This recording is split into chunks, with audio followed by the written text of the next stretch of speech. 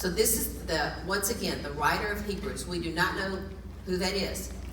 And so sometimes I will just refer to him as even the preacher, because this is more in preacher form than it is in letter form. It was a letter, but it's in a way that you would remind people of the Old Testament. They're very familiar. The Hebrews are the Jewish people, and they're reminded of the stories of their ancestors. And so he's teaching them. He's continually pulling from the stories in order to encourage their faith. And he sets the first part of Hebrews up to say, this Jesus is above anything that you have worshipped. He's greater than Moses. He's greater than the angels. He's greater than the law that was given to them. He was greater than anything religiously that they had put their trust in as the apex of Christianity. He's saying there's one above that. There's one that is, and it is Jesus. Then the high priest. Those were people that were very, very esteemed within their culture. And he's saying there's another high priest. It is Jesus. All of the first part of Hebrews is it is Jesus. It is Jesus. Jesus is the greater. Jesus is the greater and greater than all these things. So we want to make sure that we didn't just hear that, but that we've learned that. That whatever we are thinking that we're trusting in or thinking that's greater, we've got to get that in order, that there is one greater. To lift our eyes higher still, there is one, and he is coming back for us. He is the one who was from the beginning, is now, and is to come. And so he rules over all. He is far above all. And so principalities, powers, evils, anything that you have of this world, there is one greater, and that is Jesus. And we want our trust in him, because in him we will not be shaken. And anything else is just like we just read. It is the winds are going to blow, the storms are going to come, but our hearts are set on you. That is so much of what this is saying. When we come to Hebrews, we come to Hebrews 10. At the end of that, he's saying, we're not like those. He's speaking to the believers, the Jewish people who have become believers. And he's saying, we are not like those that shrink back in adversity. And then he quotes Habakkuk. And he quotes Habakkuk by saying, when he said that we are going to stand with God to the very end. If whatever happens, and he's saying, the way we're going to do this is the righteous will live by faith. And it wasn't until... do y'all hear a funny sound? Does it sound like a cow? Sirens. Oh, yeah, well, it's close. Warning. Okay. Is there anything we need to do about that, or is that outside? Okay, thank you.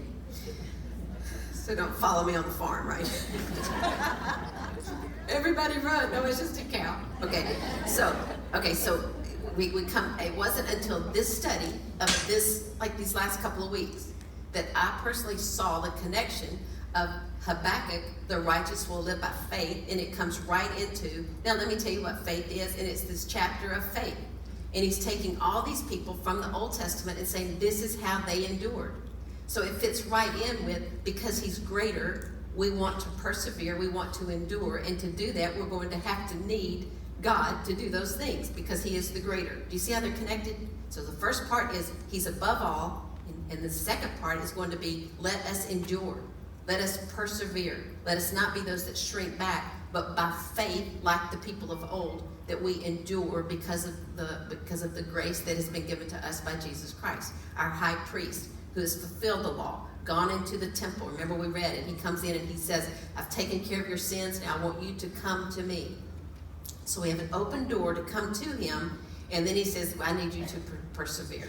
So it is going to be through the power of Christ that we will persevere. But right now, he's saying in chapter 11, he talks about all these people who persevered. Some of them saw the promises before they died, and some of them did not see the promises before they died, because faith has to do with what is unseen. So if you can see it, it is not by faith. It is by faith that we endure. We see with our hearts the unseen. We know that God is faithful. We see his faithfulness, although we can't tell exactly what that's going to look like. So for some, they died in faith, but they were looking for the reward. They saw the reward before them. And we want, as a group today, for the Lord to be gracious to us and for us to be open and participate with him. That he would open our eyes, that we would see the unseen, that God has gone before us, and that we will not be shaken. Okay, that's where we're going. Okay, so we come after this faith chapter. We come into chapter 12. So I want to, just so so you don't do what I've done so much of my life as I read a chapter, and it's kind of a standalone thing. That's how I learned Sunday school. That's how I, all the things. And it is so connected that we miss the depth of it if we don't do that. So let's start with chapter 11, and we're going to be on page 1248. I'm going to give an example from verse 26. It's on that first column. And so that's going to be Hebrews 11:26, just to give us a running start. We're not going all the way through this. It's talking about Moses. He thought it was better to suffer for the sake of Christ than to own the treasures of Egypt. For he was looking ahead. That means by faith. He could see something what he could see are the riches. But he could see something greater than that by faith. He was looking ahead to his great reward. It was anything that he could gain in this world paled in comparison to knowing Christ, to being with him. So he endured by seeing something that wasn't seen. It was by faith that Moses left the land of Egypt, not fearing the king's anger. He kept right on going because he kept his eyes on the one who is invisible. He's seeing the unseen. You cannot see Jesus as you walk with him, but you know that he is with you, and by faith you follow him. Okay, so it comes all the way down, and so then just start with Hebrews 12:1. He's just listed all of these people, all these witnesses from the Old Testament. And so then he says, therefore, because of all that we've just read in Hebrews 11, this faith chapter, therefore, we are surrounded by such a huge crowd of witnesses to the life of faith. Now, some people believe that means that there are actual people that have gone before us that are surrounding us and cheering us on. I'm not going to say you're wrong. I'm going to give you my opinion, and then we'll see when we get to heaven how that plays out. Okay? But this is what I think. And when we talk later, if you want to give your opinion, I encourage that. Okay? My opinion's not stronger than yours. It's my turn. Okay, so since we are surrounded by such a huge crowd of witnesses, I think he's talking about these witnesses that we've just read about. We're surrounded by these people. And if you take it not with Hebrews 11, then it's real easy to think we are surrounded by these people. But when it takes with 11, he's saying we are learning from all this. We are surrounded by this faith. It has gone before us. And he's even said the verse before that they weren't complete without us. That they looked forward to believing in Jesus, and we look back at what Jesus did of when he was actually seen. And because of that, we are all made one. So because we are surrounded by such a huge crowd of witnesses to the life of faith, we're seeing their lives, how they acted in the situations, how they maneuvered their lives because of faith. Faith changed the way that they lived. You could see it. And it says, because we're surrounded by this witness of the people who have all gone before us to a life of faith. So because we are surrounded by that, he's saying, let us emulate the way they ran. Since we are surrounded by this, let's do the same. We have the pattern in front of us.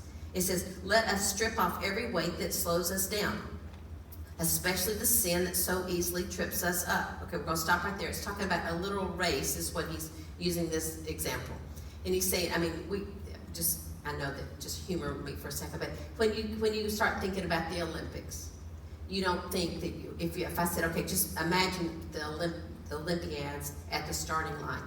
You have a picture of kind of what they have on, a little bit of what they have on. And none of them have on sloppy shirts and like those little weights around their wrist or, whatever. You don't see them doing all the walk, and doing all the things. You see that they have stripped down to where they have on tight clothes so that they don't trip over those things, and they are going to be as stealth as they can. They're not going to have on real heavy shoes that have a heel for fashion. Those things, they are going to be fashionable, but they're not going to be anything that weighs them down. And this is the picture. What is it in our race, since we have all these people of faith, they were able to look for a reward, give up those things that would hold them back. The thing that would hold Moses back was the riches of being in Pharaoh's home. He's having to let go of that because it will inevitably trip him up. Instead, he is looking to that which is a greater reward, and so he has to walk away from that and go to that which is unseen. And it is following Christ because the reward is far greater than the riches of Egypt. It's a greater reward. It's eyes to see what is of more value, okay? And so here we go. He's going to talk about this as a race.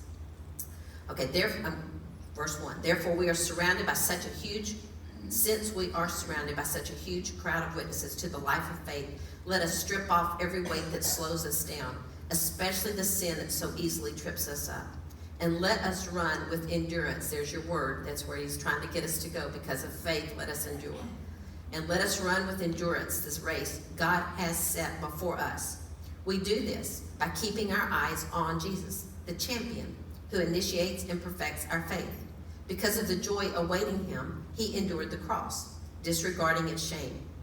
Now he is seated in the place of honor beside God's throne. Think of all the hostility he endured from sinful people, and then you won't become weary and give up. After all, you have not yet given your lives in your struggle against sin. Okay, we're going to stop there for just a minute and unpack this. Okay, so it's clearly a race, and he's comparing it to the life that we live as being this race. Paul says the same thing. I have finished my race. I've kept the faith. He's saying, I did these things. So if we see our life as a race, wouldn't it be just something if you had, you know how now with our phones, sometimes you can see where you've been. You know, it's like if it could track where you've been for the day.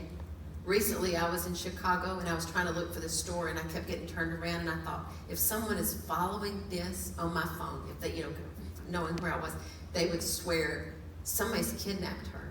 I mean, it's like, where is she going? She's going this direction, then she's going a completely different direction, then she's going back where she was, and then she's going again. I mean, it's like, what is happening? It would be almost impossible to figure out where I was going, right? Because to know where you're going, and then it gives you some direction of how to get there. And with me, I didn't know really where that was. Okay, and so we want our eyes fixed on Jesus, and we want to be able to unencumber ourselves. And this is an interesting thing because it talks about the weight that slows us down. It's like we want to, if you were getting ready to train for something, you can't just go out and do that and not expect injury or failure. But you start looking ahead of what would be required of me, right? If there was a race and you have to bike and you have to swim and you have to run and you have to go through something, all of you are looking at me like that. We're not doing that. And so, but if you were, then you would start thinking, your first question is surely, can I swim, right? It's a big question. Can I swim that far? If I can almost swim that far, what could I do to be able to swim that far? And on with the running and all those things. You would start training in order to be able to do those things. You have a goal in mind, and so you change the things you're doing. If someone in your family's getting married, you're like, oh, I've got to eat a little differently now because why? That picture's coming. You're looking ahead at something, and there's a goal, and it changes a little bit. I've got, the way that we act so that we can reach this destination. And that's the exact picture he's given, is that we want by faith to be able to fix our eyes on Jesus, the champion, meaning he's already run the race. He has run the race, and he's come back by the Spirit of God, his Spirit, to run our race with us. What comfort that we are not going to find ourselves in a position where Christ is not there. He's saying, you're the champion, the one who has already run this race, has come back to run the race with us. He is the one who runs along beside us by his Spirit. And the paraclete is that word for the Holy Spirit there. And it's the one who runs along beside us. Okay, so he says, let's take off these things that trip us up, run with endurance the race God has set before us. We do this. How do we do it? We do it by keeping our eyes on Jesus. He's the champion who initiates and perfects our faith. And so if we don't have enough faith to start with him.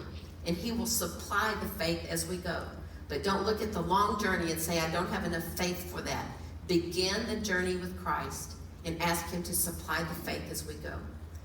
Because of the joy awaiting him, he endured the cross. There was something set before him that he could see with his faith.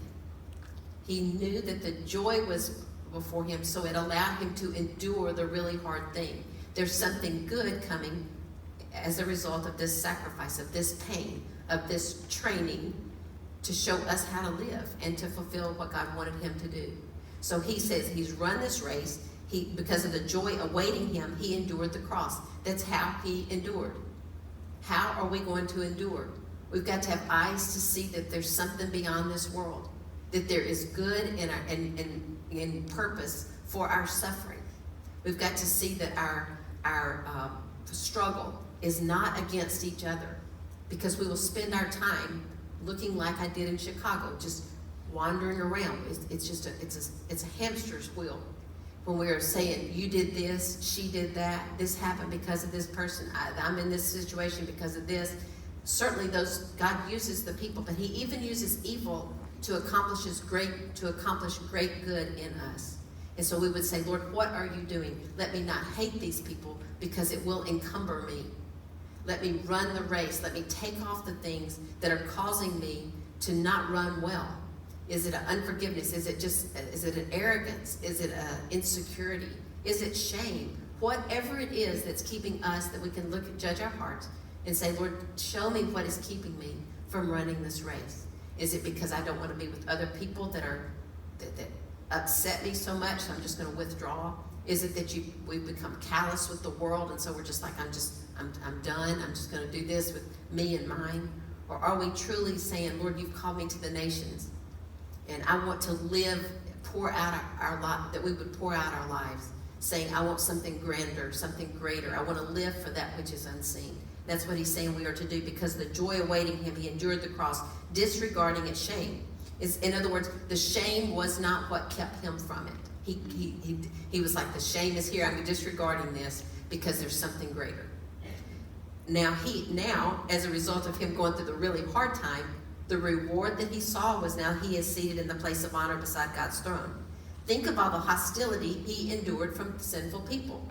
He's saying, remember, Jesus went through this. And he says, and when you remember it, you won't become weary and give up. Jesus, your champion, is walking with you. Don't become weary of all the things that this world is pouring out on you, because your champion is with you. And he has already endured this hostility, and he's circled back around to help you walk right through this. After all, you have not yet given your lives in your struggle against sin. In other words, your champion, he gave his life. And we were not to that point. He is above us. We are not above our master. Verse 5, and have you forgotten the encouraging words God spoke to you as his children? He said, my child, don't make light of the Lord's discipline, and don't give up when he corrects you. For the Lord disciplines those he loves, and he punishes each one he accepts as his child. Sorry, I kind of had trouble reading that. Okay, so the idea is there are times when you know that God is disciplining you for something, and it's hard to endure discipline. Don't you see it with children, don't you? Okay, you can't do this. Well, then I'm just not ever going to do it again. Okay, I'm asking you, I'm telling you, you're going to have to do this. Okay, well, you've missed this, and I need you to correct it. No, I'm just not going to do it anymore. It's because the discouragement sets in, and then we don't want to try again. It's easier to walk away than it is to endure. But in the long run, it doesn't work like that. It is for those who endure that we inherit these promises. It is the face of Jesus. He is set before us, and we will endure for that reason. So we are not to become weary. Another scripture says, don't become weary in well-doing. For in the right season, in the due season, you will reap if you don't faint, if your heart doesn't faint. So we need to be praying, Lord, you are the one who's running with me. Help my heart not to faint. Help me not to just want to just give up on life, but to be renewed. Would you renew me? Would you, you talk about, in even Psalm 23, he talks about being restored. You restore my soul. Would you restore my soul to a healthy place where I can run with you, and you give me the faith. I'll keep my eyes on you as my source. Help me walk through this and not just make up the rules as I go that is easier for me, but let me have eyes to see that which is unseen, that we can pierce through this darkness, and we can run the race that's set before us. He says, when you're being disciplined, you need to look at it a different way and think, you know what? I have someone who loves me so much, they will discipline me. That's a good thing. We know that that's true. Many of you have taught school. You can have a classroom of people and you can tell those that their parents have disciplined them and those that they have not. And you want to be around the ones who have been disciplined. And you can tell that those are the ones that someone has invested in them, and it is because they're loved. So if we are being disciplined, he's saying, don't grow weary in that. Instead, say, you know what? That's my Father, and he loves me, and he's not going to let me stay like this. So he's going to discipline me so that I won't do that again. He does that sometimes through pain. And he teaches us, and we don't want to become what the scriptures talk about, stiff-necked, and say, okay, do you see this one thing? This one thing, you're being rebellious here. And we have a tendency to say, yes, but I'm right. And for him to say, yes, but your authority says this. And for us to say, nope, my authority needs to change. And when they do, then I'll do that. And we are not fixing our eyes on Jesus, but we're fixing our eyes on ourselves, and we're trying to reconcile our walk. We want to reconcile the walk that Christ has come to live through us. He has set the course before us, and it goes through some really squirrely places that we may not want to find ourselves. But in all things, he is with us, and he says he's working it for good. So don't despise the discipline of the Lord. Verse 7, as you endure this divine discipline, remember that God is treating you as his own children. Who ever heard of a child who's never disciplined by his father? If God doesn't discipline you as he does all his children, it means that you're illegitimate. You're not really his children at all. He only disciplines those that are his children. Okay? Since we respected our earthly fathers who disciplined us, shouldn't we submit even more to the discipline of the Father of our spirits and live forever? Shouldn't we say, okay, if you're disciplining me for this, if you're teaching me this, I want to do it. I want to tell you something that I have found to be true. My scope is very, very small. I looked at life through these two eyes and one person through a small keyhole. So for my observations, they're very limited as yours. But it's something that I've seen over and over that I think it bears discussing. And I'll give it through an example. There was someone I knew, and they were young, and they did not appreciate the discipline that was over them. And the person who was over them, the caretaker that was over them, would just give all kinds of things. But one thing that they just stayed on this child for was brushing their teeth. And we're like, okay, brushing your teeth. And that's why are we there with the scriptures? But the principle seems to play out that this child became rebellious and didn't probably brush their teeth less because they were ridden for not brushing their teeth. You see, you understand the principle, right? It's like, they're not here, I don't have to, like that. Everybody's, instead of saying, it's a small thing, but I need to do this. I need to come up under this authority. And in the end, you let that go, and you could see it through time. And at the end, I saw that person lose all their teeth. All their teeth. They ended up having to have every tooth pulled and have dentures. And it's like, you look back and you think, maybe it would have all happened the same. But I see it with little things. And little things grow into be bigger things. It's not just about the one thing. So I think what he's saying is pay attention to those things. And are we being rebellious? Are we being disciplined? Are we being taught? Is there something that's reoccurring in our lives? We have those reoccurring things. They are different for each of us, but they reoccur. I heard someone say that when people get married, they should have their first argument and tape it. And then from then on, they should just push that button where that woman says the same thing from then on, and the man says the same thing in response, and it just goes back and forth. It's the same thing in different things. And you laugh because you're like, yeah, that sounds recognizable. It's because we have these things, we all circle different things. And we want to make sure in our part that we're saying, God, I want to discipline, I want to take your discipline. I want to run the race that you have. And I want to make sure there's no rebelliousness in me and we're going to look at it in a minute, bitterness in me, those things that keep us from running our race, weariness in us, that we want to make sure that we continue to come back before him and say, Lord, I'm feeling weary. I'm feeling whatever those things are, shameful. I'm feeling discouraged. I'm feeling very angry. That we continue to come to our champion and say, I need some help. And he is saying, you cast your burden on me because I care for you. We put those things on him that he carries for us and hopefully just wipes clean if it's in the case of burdensome sin. That we continue to come to him until those things, because he says that his burden is light, that he wants us to carry. Okay, so as we walk through this life, we keep our eyes on him. Okay, so we have verse 10. Our earthly fathers disciplined us for a few years, doing the best they knew how. But God's discipline is always good for us, so that there's a purpose for it. What is it? So that we might share in his holiness. He wants us to be a holy people. And a holy people are people that are not so encumbered that it makes the road difficult.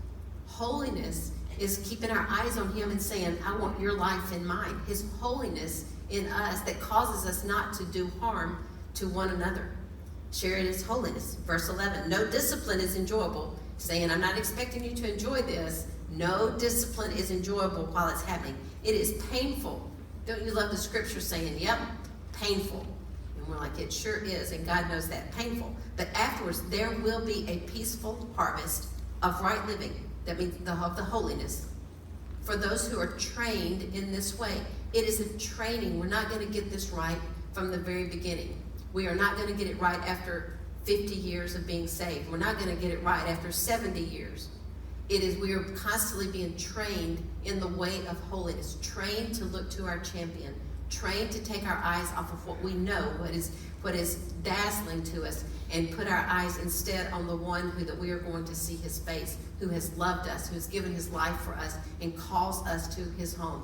He is the one who is the firstborn. He's the firstborn of God. And so he has all the rights. And he has said, come to me, you're going to share with me in the inheritance. The inheritance of God is big. The inheritance that we become co-joined with Christ. That we get to live in a place that's been prepared for us, where there is peace, where he is there. We get to see his face. That this is the reward that is set before us. And that we will never, ever look back and think, oh, I wish I lived for myself. It's not going to be like that. So we don't want to live, once again, for what we can see. Verse 12. So take a new grip. Isn't that a great line? Take a new grip. Don't we need a new grip? Yeah, we need a new grip. Take a new grip with your tired hands and strengthen your weak knees. God is saying, the writer, that God is saying through the writer of Hebrews, I know you're weak. I know you're tired. I know you need something new to hold on to. He's saying, it's here. Just take it.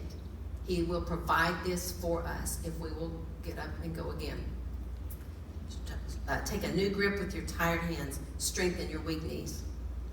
Mark out a straight path for your feet, so that those who are weak and lame will not fall, but become strong. In other words, we don't need to just start walking aimless and say, okay, I'm going to walk with you today, Lord. I'm going to do what you want. I don't know what that is. I don't know where we're going. But to be mindful of the journey.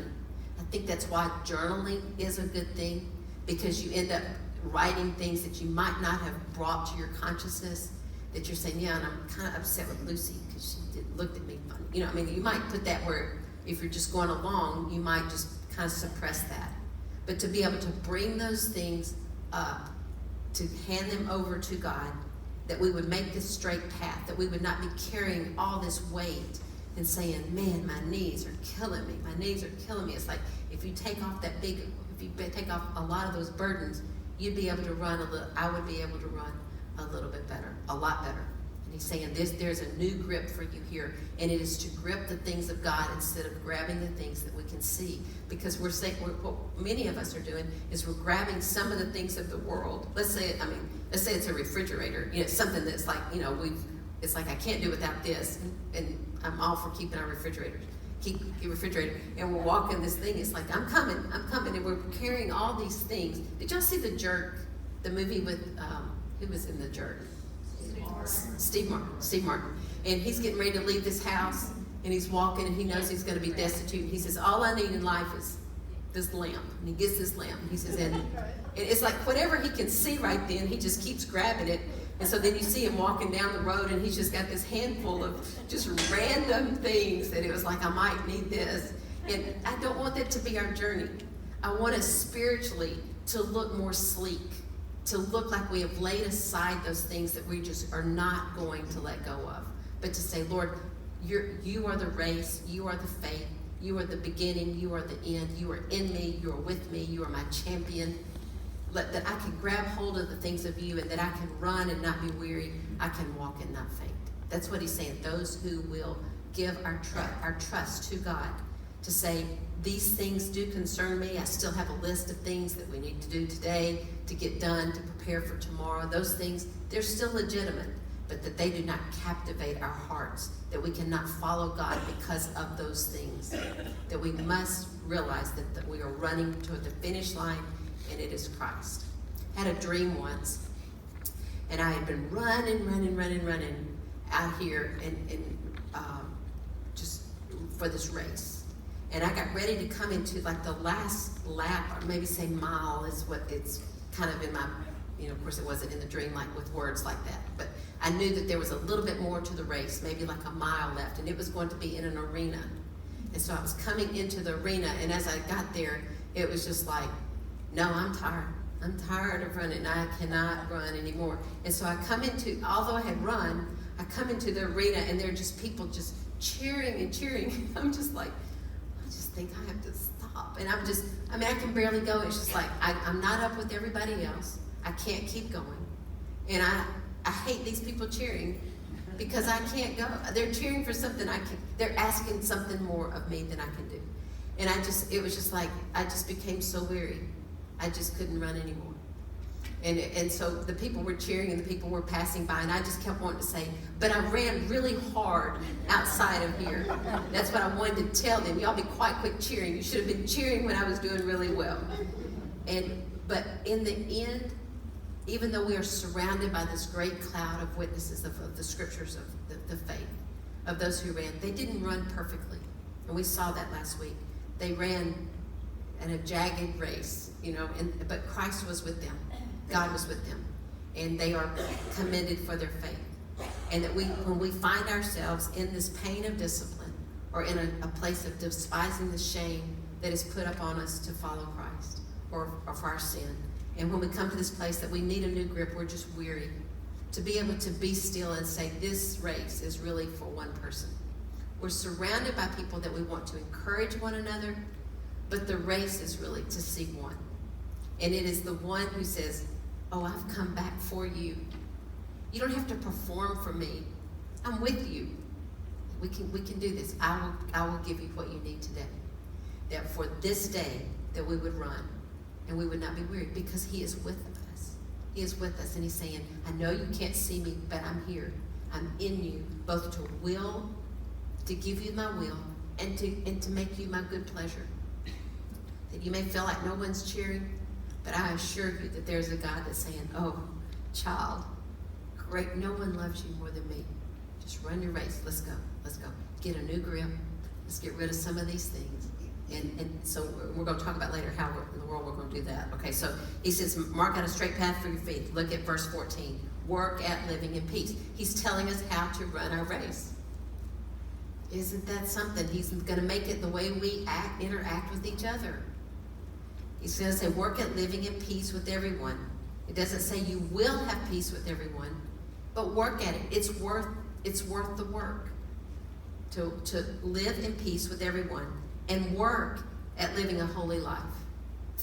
Look at your life. Look at it. What's keeping us from running? Work at living this holy life. That means you might not be able to read everything you want to read, see everything you want to see, go everywhere you want to go, and talk about everything you want to talk about. Those are the places where I have to look at my life too. And I assure you, when I get in the car from here, that I am confronted with everything that I'm telling you It's not like I've got this under my belt and now I'm telling you if y'all just do this. We're all running this race. And he's saying the way that we are going to succeed is the way we are going to treat each other. That's part of taking off our pride that says, no, we're right, and everyone else needs to get in line here, or I just really can't wholeheartedly love you. See, that's not the way of Christ at all. He says, work at living in peace with everyone. Work at living a holy life, for those who are not holy will not see the Lord. Look after each other so that none of you fails to receive the grace of God. If you see someone faltering, come along beside them and say, you know what? You are not forgotten. There are people all the way through the scriptures, they thought they were forgotten. But God came back around, that he's right here with you. How can I help you run your race? It says that look after one another so that none of you fails to receive the grace of God. Watch out. Watch out on your road. If I said, y'all, when you're going out here, there was a snake out here earlier this morning, it wasn't. But if I told you there was a big snake out there and we didn't find it, but we don't think it's around. When you walk out there, you're going to watch and just make sure it didn't come back because you know it was in the area. No snake, but you're like, why don't we just move on out here and have a talk, because you're not going to stay around that that looks like there is possible damage to you. We're not going to do that. And he's saying, watch out. I'm telling you, this is here. And this is what he says, watch out that no poisonous root of bitterness grows up to trouble you. Bitterness will trouble you. Watch out. Watch out. It will trouble you. It will hinder you from running. Corrupting many. Bitterness hurts you and it hurts others. And don't we know that's the truth? It doesn't stay isolated. It is very contagious. Bitterness is very contagious. So our words are very strong. They are like breathing on people when you have COVID. It's like no one wants that. Okay? It's like, I'm not going to be able to make it to lunch today. I've got a little bit of fever. I've lost my sense of smell. You're like, no, I don't even want lunch with you, right? Because we're like, I don't want what you have.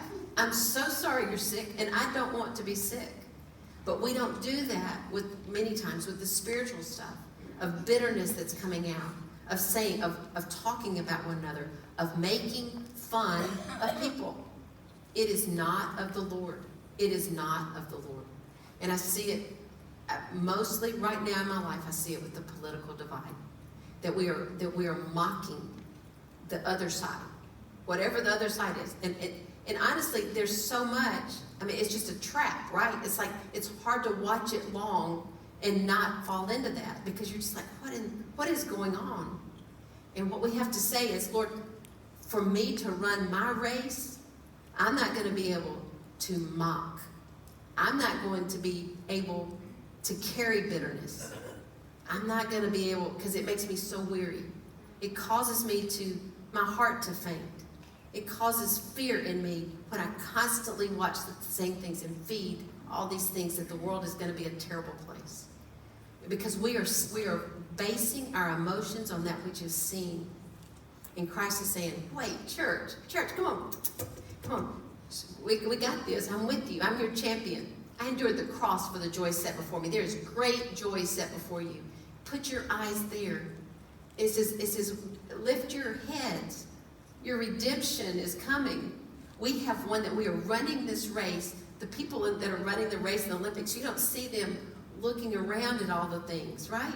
Because they know that there's a finish line. They're running their race for the end. That we, as individuals, we will do what we can do. Can we change the nations? No. Can we pray? Yes. Will God change the nations? Yes. We participate with him. Can you personally change any of the political situation of what's going to happen today? No. But you can pray. We can look at the attitudes of our heart. Has the Lord forsaken us, or has he blessed us, or isn't he good? And what do you say, Amy, to that? He's good when? He's good all the time. That's right. And it's like, let's find our security in the gate that God will run with us by his Spirit, that we will not be discouraged, that we will not triumph over one another, because it's not part of the fine race, okay? So he says, let no poisonous root of bitterness grow up to trouble you, corrupting many. Make sure that no one is immoral or godless like Esau. This is saying if you see these people and they are without God, that we have a responsibility there. And he's saying he is without God, and it was Esau.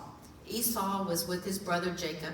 In fact, if we're coming close to an end. Let's look on your scriptures, if you will. I mean, your handout. Look on page 2. In the middle of the page. And I will be reading from Genesis 25:29 in the New Living Translation, but it is here on the sheet. It says, one day when Jacob was cooking some stew, these are brothers, twins, Esau arrived home from the wilderness, exhausted and hungry. And Esau was the one who was the firstborn. He should have gotten all the rights of the father. He had special privilege. In fact, he had the privilege that he could then bless the next the generations. He had enormous opportunity set before him. But he was exhausted and hungry. It was an immediate need. Esau said to Jacob, verse 30, I'm starved. Give me some of that red stew. This is how Esau got his other name, Edom, which means red. All right, Jacob replied, but trade me your rights as the firstborn son. He's like, oh, that smells so good. I'm so hungry. Could I have some of it? And his brother tricks him and says, yeah, if you give me the rights of the firstborn. I mean, that is no deal. That, deal, no deal. There should be no deal.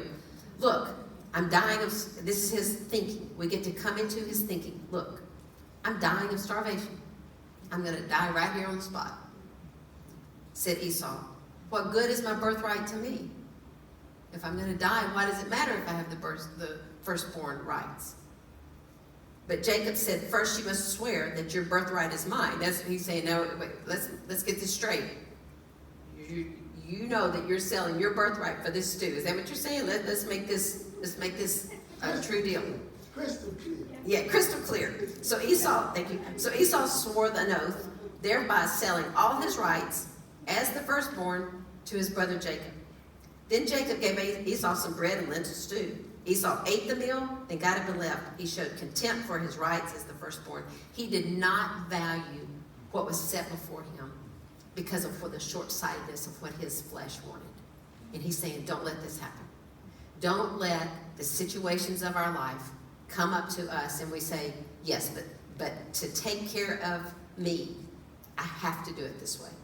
And it is not the way God wants, but it has to be this way for me to survive. Instead, that we would say, I'm going to die to myself and I'm going to follow you because I believe that you are worth anything, more than anything I could ever give up. And what does it gain a man if he wins it all and he loses his soul? He's saying it matters nothing. Make sure that we are living for the unseen, the treasure that is set before us, and that treasure is Christ and all that he is. So he's saying here that Esau, he was foolish because he took the precious privilege that he had been offered and he traded it in for that which was nothing. And you know that feeling. How many of you have ever said, I just have to have this one thing. I just have to have it. I have to have it. I know it's sinful, but I've got to say it. I've got to do it. I've got to whatever. And then right when it's said or right when it's done, it's like, oh, that feels terrible. It's like what I would give. And so to go back and take those words back, to take those actions back, to go back here. And sometimes it is just because we feel so yucky. We know that we've been traded. I think that's what Judas felt. It's like 30 pieces of silver. It's a deal. It's a deal. I know where Jesus is. And then when he got through, he took the money and he said, I don't even want the money. Just take the money. And they said, well, we can't put the money there. They didn't even have a place to, he didn't even have a place to give the money for a while. He just threw it to a field. It's like it meant nothing. We're just it's baited. We're baited with those things that promise that they are treasure. And he's saying on this walk, keep walking with our eyes on Christ, knowing the scriptures of what he's saying. Get rid of the bitterness. When we're weary, we come to him. And all these things, we come to him. And at the end, it says, you know that afterward, verse 17, you know that afterward, when he wanted his father's blessing, he wanted that blessing of the birthright, he was rejected. It was too late for repentance, even though he begged with bitter tears. He's saying that there's some things that are just gone.